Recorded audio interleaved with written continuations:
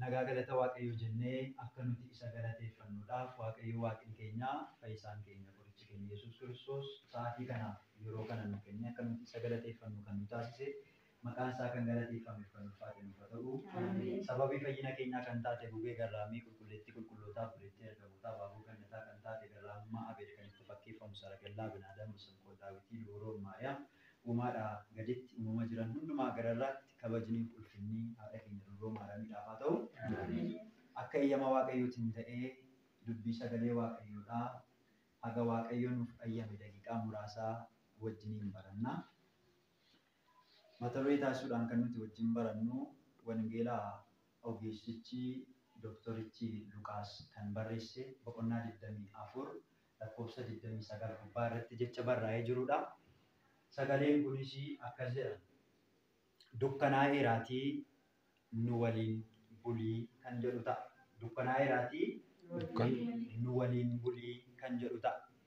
Egaa waaqayyo waaqni keenya fayyisaan keenyaa nu gidduutti argamuudhaatiin iccitii duuka bu'oota isaatiif ibsee nuuf ibsuudhaatiin an dubbachaa dhaabbadhee akkan baradhuudhaaf isin immoo teessanii dhaggeeffachaa akka barattaniidhaaf waaqayyo waaqni keenya nu gidduutti argame nu barsiisuudhaaf nu gorsuun tolaaf eeyyama waaqayyoo keenyaa nuuf haa ta'u. Dukkanaa'eeraatii maal godhi? Nu waliin buli. Egaa jecha kana kan dubbate imaltoota daandii Emaawusidha. Hiriyoota lamaan kan ta'an daandii Emaawus irra warroota imalaatti jiran hiriyoota lamaan jecha kana kan isaan dubbatan jecha. Kan isaan itti dubbatan kun immoo dukkana sana keessatti kan isaan barbaadanii jecha kana itti dubbatan ifa addunyaa kanaa kan ta'e waaqayyo waaqa keenyaa qoricha keenya Yesuus Kiristoosidha. Egaa qulqulluun abbaan keenyaa Luqaas ogeessichi Luqaas boqonnaa 24 kana irratti gooftaan keenya fayyisaan keenya qorichi keenya Yesuus Kiristoos du'aa ka'umsa isaa ifa godheetiin dubbatee jira jecha. Abbaa jecha kanaa kan ta'e inni jecha kana barreessaatti jiru Luqaasidha. Warroon numti jecha kana dubbatanis immoo imaltoota lamaan sana keessaati tokko Luqaas. Luqaas jecha kana gaafa barreessu akka nama kan biraa ta'eettidha kan inni barreessu. Kutaa kana keessa gaafa ilaallu gaafa dubbisnu akka wanta namni biraan dubbateettidha kan inni barreesse. Garuu ofuma isaatii dubbate kan barreessisuma jechaadha. Egaa Luqaas gooftaan keenya Yesuus Kiristoos duuka bu'oota isaa gaafa isaanii nu waamu dirree garaagaraa keessaa isaanii waamu. Hojii garaagaraa keessaa waamu jechaadha. Duuka bu'oota isaa keessaa hojii dhuunfaa kanneen hojjetan jiru. Akkuma yeroo ammaa kana hojii mootummaas kan hojjetan jiru jechaadha. Luqaas gaheen isaa ogeessadha yookiin dooktoriidha jechaadha. Qulqulluun Phaawulos ergaa garaagaraa gaafa barreessu ergaa isaa sana keessatti kiristaanota ergaa isaa barreesseef sanaaf ergaa Luqaas gaafa erguu fi ogeessicha kan ta'e yookaan dooktoricha kan ta'e obboleessi koo nagaa isiniif dhaameera jedheetu nagaa isaa erga ture. Kanaaf Luqaas ogeessadha. Haa ta'uutii egaa wangeelaa Luqaas kana boqonnaa 24 kana gubbaa gaafa ilaallu gooftaan keenya fayyisaan keenya qorichi keenya Yesuus Kiristoos du'a keenya du'a isaatiin injifatee gaafa ka'u yeroo jalqabaatiif du'aa ka'umsa isaa kan arge warroota shamarraniiti. Du'aa ka'umsa isaa Kiristoos du'aa ka'ee jira. Boolli awwaalcha isaatii diigameetiin jira. Uffata kafana isaa qofaatu bakka jira jedhanii duuka bu'oota isaatti dhaqanii kan yeroo jalqabaatiif lallaban warroota shamarranii keessaati jecha. Erga sanaan booddee magaalaan Yerusaalem sodaadhaan waan guutamtee jirtuudhaaf duuka bu'oonni Kiristoos balbala mana isaanii cufaa jabaadhaan cufatanii mana harmee Maarqositti wal ga'anii kan isaan ta'aatti jiran. Kanaaf Maariyaam haadha Yohaannis haadha Yaaqoobiidha. Du'aa ka'umsa Kiristoosiin akka Kiristoos du'aa ka'e sana dhaqanii erga bartootatti himanii booddee ganama obboroodhaatiin Luqaasiidhaaf qulqulluu Luqaasiidhaaf akkasuma Qala'oophaan magaalaa Yerusaalem sana keessaati mandara Emaawus jedhamtu Yerusaalem irraa kiiloomeetira 11 kan fagaattu gaafa miillaan deeman immoo deemsa sa'aatii 2 kan fudhatu. imala kanarra jiru. Kanaaf amma magaalaan Yerusaalem sodaadhaan guutamee jira. Maaliif jennaan jabaa kan ta'e warra du'a keessaatii kan kaasu. Alaazaariin gaafa du'a keessaa kaasu baay'ee arganiiru waan ta'eedhaaf. Inni warra du'a keessaa kaasu warra gooboo ta'an kan qajeelchu jaamaa kan agarsiisu naafa kan adeemsisu Kiristoos barsiisaan isaanii gidiraa keenyarraa dhiphina keenyarraa nu fura jedhanii kan isaan abdatan Kiristoos warri Fariisotaa warri Yihuudootaa gaafa ajjeesanii awwaalanii gaafa jedhan sodaadhaan guutamee jira. Kanaaf Luqaasidhaa fi Qaloophaan magaalaa Yerusaalem kana keessaati gara mandara Emaa'os jedhamtu kana kiiloomeetira 11 kan fagaattutti deemsa isaanii eegalan. Deemsa isaanii gaafa eegalan kana taatee kana haasa'aa deemu Kiristoos fayyisaan keenya qoricha keenya barsiisaan keenya nu jalaa reebamee nu jalaatii dhiphate nu jalaa garafame jedhanii waa'ee dhiphina isaatii utuu waliin odeessaatti deemanidha. Kiristoos inni waa'ee isaa haasa'aatti jiran kun qaama sadaffaa ta'ee duuba isaaniidhaan gaafa inni deemu agarra. Yeroo kana gooftaan keenya Yesuus Kiristoos waa'ee eenyu haasa'aa jirtu? Kan isin waliin dubbataa jirtu kun waa'ee maaliiti? Waliin dubbiin keessan kun kan eenyuti jedheetu isaaniin gaafata saba Waaqayyoo. Nuti deemsa keenya irratti waa'ee eenyu haasa'u? Kan nuti waliin dubbannu waa'ee maaliiti? Nama lama sadii taanee gaafa waliin teenyu dubbiin keenya dubbii eenyuti? Dubbii waa'ee hin baasnu moo dubbii waa'ee baasudha? Kan nuti gaafa wal geenyu gaafa wal agarru hiriyoota keenya wajjin kan nuti haasofnu kan nuti waliin dubbannu mareen keenya waa'ee jireenya bara baraati moo waa'ee jireenya addunyaa kanaati? Waa'ee jireenya isa darbuu moo waa'ee jireenya isa dabaree waliin dubbataa deemnaa? Luqaasiidhaaf Qalooppaan waa'ee ifa addunyaa kanaa waliin haasa'aa deemu. Isa jireenya namaaf kennu waa'ee isaati kan isaan dubbataa deeman. Kanaaf nyaara guuranii jedha Luqaas gaafa barreessu. Jarri kun nyaara guuranii dhaabbatanii. Kanaaf akkasittiin jedhan jaroota waliin dubbataa jiran sana keessaati inni Qaloophaa jedhamu jedha Luqaas. Inni Qaloophaa jedhamu ati mandara kanaatiif nama haaraadha. Mandara kanaaf yookiin magaalaa kanaadhaaf ati keessummaadhaayi jedha. Keessummaan eenyudha? Kiristoosidha moo isaanidha? Kiristoos addunyaa kana utuu nuumiin duraan dursee jira moo hin jiru?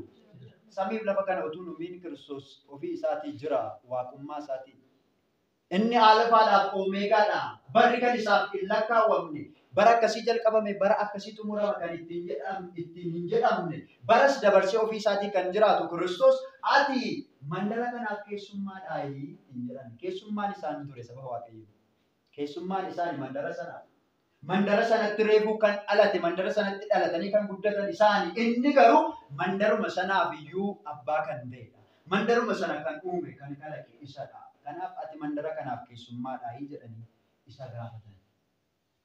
Yeroo kana wanta isin dubbattan kun waa'ee eenyuti? Waa'ee eenyu irratti haasa'atti jirtu jedhee gaafa gaafatu waa'ee Yesuus Kiristoosii. Barsiisaa keenya isa furii gidiraa cubbuu keenyarraati gidiraa dhiphina keenyarraati nu fura jennee kan nuti abdanne sana isa warri Yihuudootaa nu jalaa dhiphisanii alangaadhaan shimalaan isa reebanii isa gidirsanii dhiiga isaa lolaasanii gonfoo qoraatti mataa isaarra ka'anii barruu isaa mismaaraan rukutanii fannoo irratti isa fannisanii. Kunumtuu iyyuu moo hin ga'u jedhaniitu barsiisaa keenya ajjeesanii nu jalaa awwaalanii. Magaalaan yookiin magaalaan Yerusaalem dhiphina kanarraatii kan kaate jeeqamaatti jirti jedhaniitti dubbachuu jalqaban. Kanaaf Kiristoos isaanitti deebi'ee barsiisuu jalqabe. Yaadachiisuu jalqabe. Bara durii keessatti raajiin kan isaaf dubbatamaatti ture isin hin beektanii.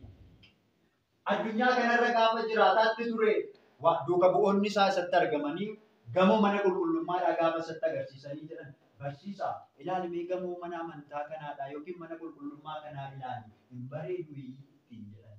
Yeroo kana gooftaan keenya Yesuus Kiristoos waa'ee gamoo kanaadhaa hin raajeffatinaa. Waa'ee dhagaa walirra jiru kanaa hin raajeffatinaa. Dhagaan kun walirratti naafu diigamuun isaa hin oolu jedheetu isaanitti dubbataatiin ture. Kanaaf mana qulqullummaa kana diigaa. Ani immoo guyyaa 3 booddee deebisee nan ijaara. Warri Fariisotaa akkamittiin guyyaa 3 gidduutti mana ijaaruu danda'a? Mootichi Salamoon gaafa mana qulqullummaa kana ijaaru waggaa dheeraa kan itti fudhate akkamittiin guyyaa sadii gidduutti kan diigame kan ijaaruu danda'a jedhanii gaaffitti ta'e isa gaafataatti turan. Inni garuu waa'ee gamoo sanaa otoo hin taane waa'ee gamoo isaatiiti. Waa'ee ofii isaatii isaan akka ajjeesan erga isaan ajjeesanii booddee immoo ofii isaatii jiraata akka inni ta'u isaanitti himaa ture. Kanaaf isa kana isaan yaadachiisaa wangeela isa kanaan dura raajiin waa'ee du'uu isaatii dubbatu sana isaan hubachiisaa isaaniin barsiisaa gara mandara Emaa'usitti dhiyaatan. Gara mandara Emaa'usitti dhiyaatan. Eenyudha wajjin hin jiru isa boqonnaa isaaniif kennu isa isaan tasgabbeessu abdii kan isaan irra godhatan sanaa wajjinidha kan isaan deemaatti jiran. Abdiin keenya eenyurra jira? Eenyurra jira? Yeroo baay'ee addunyaa kanarra gaafa jiraannu abdiin keenya yeroo baay'ee namarradha. Ija keenya namarra kaawwanna. Namni sun gaafa nu biraatiin dhabame abdii kutanna. Namoonni baay'ee yaada isaanii namarra kaawwatu. Namni sun akka ta'utti gaafa dhabamee jedhu namni yaaddoo keessa gala, dhiphina keessa gala sababa waaqayyoo. Kanaaf yaada keenya qalbii keenya eenyurra kaawwachuu qabna? Eenyurraa wajjin jiraachuu qabna? Al tokkotu maal ta'e isinitti fakkaate beektu? Haadha hiyyeessaa tokkotu jira. Haati hiyyeessaa yookiin harka qalleettiin kun mucaa tokko qabdi. Na wajjin jirtu? Mucaa kana wajjin mucaa tokkodha kan isheen qabdu. Yeroo kana haati kun mana keessaa wanta nyaatamu hin qabdu. Wanta mucaa isheetiif kennitu hin qabdu. Waa bitachuudhaatii fi gara suuqii deemte. Mucaa ishee harkatti qabattee suuqii deemte. Kanaaf suuqiidhaa waan bitachuudhaaf deemte sana namoonni baay'ee wanta jiraniidhaaf eeggachuudhaaf dhaabatu. Abbaan suuqii sanaa yookiis inni suuqii sana gurguraatti jiru suni akaayii nyaataatti jira ture. Akaayii fuuldura kaawwateetu nyaataatti jira. Haati hiyyeessaa sun mana isheetii homaayyuu hin qabdu. Isheen maalidha waan taateef harka qalleettii homaa hin qabdu waan taateef. Mucaa isheetiif wanta kennituuf hin qabdu. Kanaaf mucaan kallattiidhumaan gaafa suuqii sana ga'ee jedhu iji isaa maalirra buufate beektu? Akaayii sanarra buufate iji isaa. Calliseedhuma ilaala. Yeroo abbaan suuqii kanaa gaafa ilaalu mucaadhaaf akaayiin sun iji isaanii walirra bu'ee jira. Mucaan ija irraa kaasuu libsachuu dida akaayii sanarra. Kanaaf abbaan suuqii kanaa ilaalee garaa laafeefiitu hammaarradhu ittiin jedhee. Hammaarradhu ittiin jedhe. Mucaan callisee ilaalaatti jira laala. Itoo nu ta'e akkam goona ture. Saatii beelofnee jirtutti saatii garaan keenya waa barbaadee jirutti hir'ina keenya akkuma beeknu utuu nuun jedhamaatti jira ta'e naafsiin akkam goona ture. Mucaan kun callisee mala. Yeroo kana haati homaayyuu dubbanne. Garaa ishee keessatti garuu akkas jetti ture maal ta'a mucaan kuni mana koo keessa gola koo keessa akka waan jirre hoo beeka maal ta'a yoo akaayii kana hammaarratee nyaatee yeroo xiqqoolleetti naaf siqeetti garuu hin dubbanne. Yeroo tokko tokko haadholiin garaadhuma isaanii keessatti haasa'u. Garaadhuma isaanii keessatti dubbatu. Yaadattu gaaf tokko tokko harmootiin yeroo baay'ee yeroo isaan qofaa haasa'an faatu jira mana keessatti. Darbee jecha qofaa isaanii haasa'u callisanii. Isaan yaada isaaniitiin harmootiin garaadhuma keessatti haasa'atti jiru. Akka namni dhagaatti jiru hin beekan. Garuu baay'ina yaaduu isaaniirraatii kan ka'e qofaadhuma isaanii gaafa haasa'an dhageessu. Maal jette maal taate gaafatti hin jiran lakkee homaayyuu jedhu. Maaliif isaan kan haasa'aa jiran garaa isaanii keessatti waan ta'edha. Garuu yaadi isaanii baay'ee gaafa ta'u bakka itti baasanii dubbatu. Haati kun garaa ishee keessattidha kan isheen haasa'aa jirtu. Maal ta'a mucaan kun yoo hammaarrateetti. Ofii isheetii hammaartee kennuudhaaf immoo garaa jabina hin qabdu waan ta'edha. Yeroo kana abbaan suuqii sanaadhaa warroota suuqii sanarraa bitachuu dhufan geggeessee haatis wanta sana bitattee gaafa ilaalu mucaan ammayyuu ilaalaa jiran hammaarran ilaala. Mana isaanii immoo waa tokko hin jiru. Wanti galee wanti inni nyaatu hin jiru ilaala. Mucaan ammayyuu akaayittii ijumaan ilaalaa jira. Yeroo kana abbaan suuqii kanaadhaa erga haadha isaatiif soneessee fi erga kennee fi xumuree booddee harka isaatiin lamaan godhe hammaareetu mucaa sana daara kee uffata kees qabadhu dheetu hammaareetti kenneef. Mucaan sun uffata isaatti akkasittiin qabatee harki isaa baachuu hin danda'u waan ta'eef uffata irratti qabateetu deemsa eegalan gara mana isaaniitti. Utuma deemaatti jiraniitu haati akkasittiin jette maal taate mucaa koo ittiin mana koo keessa akka homaa hin jirre hoo beekta akaayii kana hammaarradhu gaafa inni siin jedhu maaliif callistee laanta hammaarrattu dhala koo ittiin jette. Yeroo kana mucaan maal ittiin jedhe sitti fakkaate ilaamee armee amma akka inni hammaarradhu naan jedhe sanaan utuun hammaarradheera ta'e amma harki koo xiqqoodha maannaa qabdee. Hammuma qabdu sanayyuu immoo harki koo sun ishee qabde sanayyuu harcaastee bitti maal naa godhaa? Siinis immoo naaf hammaare gaa'ee kana yoon siin jedhati na hammaarta garuu harka sodaatiin xinneessitee naaf hammaartatis maal na gargaarta maal na fayyada kan keessi. Kanaafiyyuu obseetan isuma eeggadhe inni immoo harka isaa guutee guddoo godhe na hammaare naa kennee. Kanaafiyyuu maal ta'uu barbaada? Inni nuti eeggannu inni nuti abdannu eenyuun ta'uu qaba? Waaqayyoon ta'uu qaba. Waaqayyo gaafa nuuf hammaaru akka namaa miti harka keessan ilaalu waan ta'eedhaas. Gaafa nuuf kennu harka guuteetu nuuf kenna. Hin sassatu jecha. Na jalaa dhumaan jedhu nama biraadhaaf haa ta'uu hin jedhu. Wanta nu barbaachisu hundumaa Waaqayyo maal godhee nuu kenna? Harka isaa guuteetu nuu kenna. Irraa hafaadha kan inni nuu kennu jecha. Waan nutti irra dhumiti wanta nutti guutu nuu kenna. Kanaafiyyuu Luqaasiidhaaf Qala'oophaan kan isaan wajjin deemaatti jiran kun ifa addunyaa kanaa kan ta'e addunyaa kanaaf isa ibsudha. Amma mandaraa Emaus kana gaafa ga'anii jedhanii deemsa sa'aatii 2 akka deemaniidhaan aduun kun ibsite. Aduun amma ifaa jiru kun yeroo isaa gaafa ga'ee jedhu dabaree gara dukkanaatti kenna. Aduun illitti miti aduun gaafa lixxee jedhu dukkanaa'ee jira jedhani amma wangeela Luqaas boqonnaa 24 kana lakkoofsa 29 gubbaa irratti aduun dukkanaa'ee jira yeroon deemee jira kanaafiyyuu maal godhi nu wajjin bulii jedhani. Ilaala yeroon isaa yeroo maaliiti? Yeroo dukkanaati. Dukkana keessatti maaltu nama barbaachisaa? Ibsaa miti.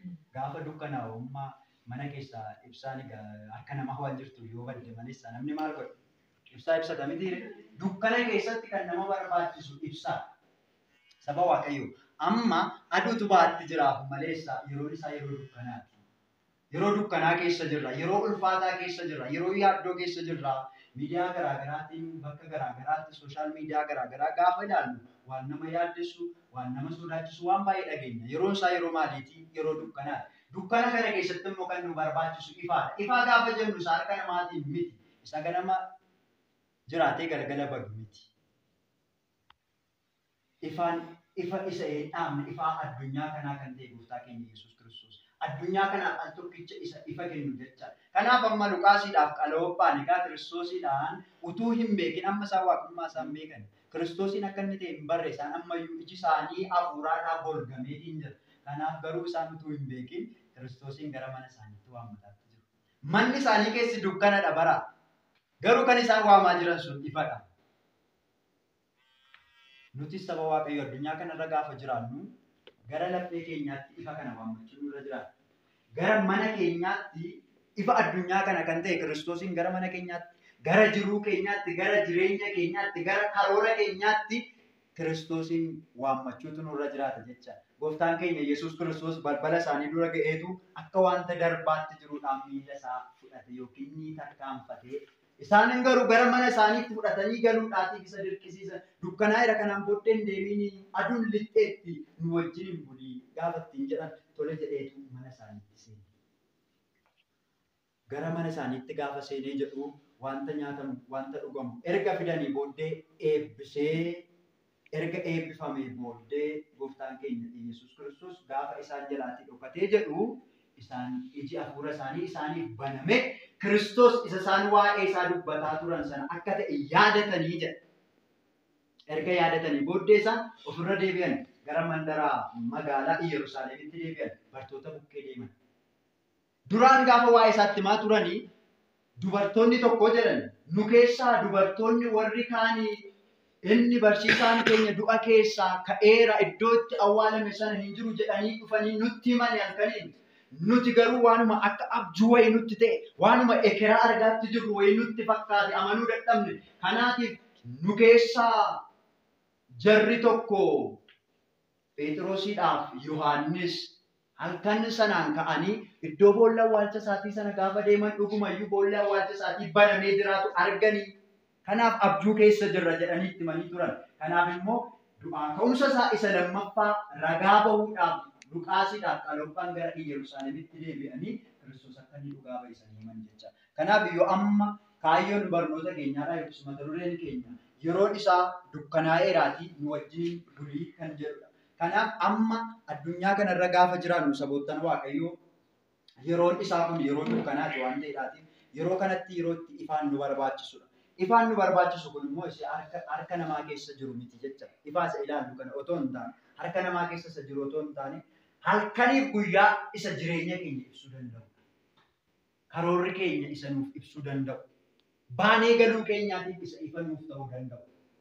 Nuti gaafa guyyaadhaan gaafa manaa baanee jennu aduun lixxeenyaan nutti dukkanaa ifaa nu barbaachisa. Ifaa malee namni deemuu hin danda'u yookiin ibsaa malee deemuu hin danda'u waan ta'eef.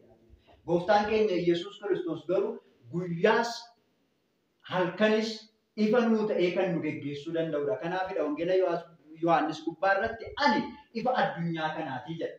Kanaaf anaaf isiniin kan nu barbaachisu ifa addunyaa kanaa kan ta'e ilma Waaqayyoo, ilma durbee Maariyaam Kiristoos Yesuustu nu barbaachisa. Kanaafiyyuu gooftaan keenya Yesuus Kiristoos yeroo dukkanaa kana keessatti, yeroo yaaddoof, yeroo dhiphinaa kana keessatti gara mana keenyaatti galuu nu barbaachisa. Kanaafiyyuu yeroon kun dukkanaa'eeraatii nu wajjiniin buli jennee Waaqayyo Waaqa keenya gara mana keenyaatti waammannee karoora keenya irratti, jiruu keenya irratti, maatii keenyaatiif, waan hundumaatiif baanee gara mana keenyaatti galuudhaaf illee Waaqayyo Waaqni keenya ifa addunyaa kanaa kan ta'e nu barbaachisa waan ta'eedhaaf Waaqayyo hunduma keenyaa wajjiniin haa bulu.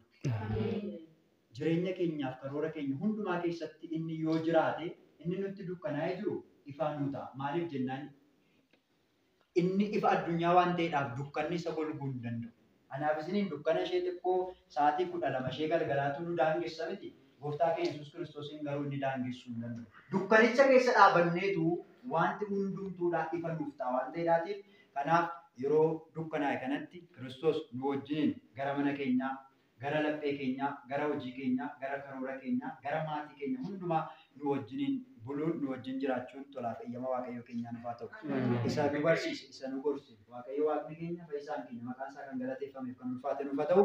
Araarsummaan dubaroo Maariyaamiidhaa, eegumsa ergamootaa, eebbaa fayyaan raajotaa, suufni wareegamtootaa hunduma keenya irrayyuu oolee kan bulee nuuf haa ta'u. Galanni keenya ulfina isaatiif kaanee hundi keenya Waaqa jiraatu hundaa dabarsee